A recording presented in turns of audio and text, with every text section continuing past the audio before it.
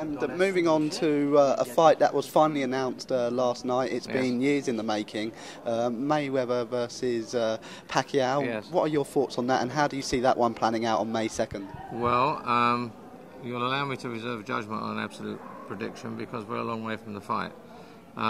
It's extremely close. Anyone who thinks that either of these men win easily is not thinking about boxing in a sensible way. You have a classic style of a clash of styles. You have the great technical ability and the cleverness of Floyd. You have the warrior instincts, the speed, the power, and the southpaw left hand, which is things that Mayweather doesn't like. It won't be as easy for Mayweather to keep him away as it is more ordinary and more orthodox fighters. Equally, Pacquiao's style makes him to some extent vulnerable to being picked off by the great accuracy and ring craftsmanship of Mayweather. It's a very close fight. I don't believe it's just a great event. I believe it's going to be a great fight. It perhaps would have been greater 5 years earlier, but I still think it's going to be not only a sensational occasion, not only the richest fight of all time, but I think it will be a spectacle too.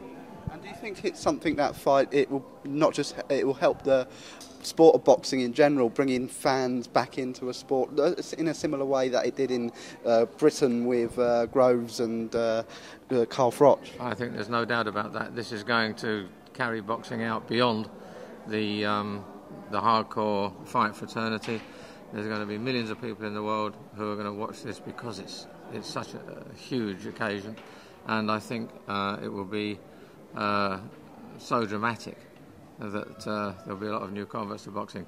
This, if it could be followed up by some other big events like it, and we need the promoters to make the fights, please, but this could turn boxing into a major sport. Oh, well, thank you so much for your time, Jeff. Pleasure.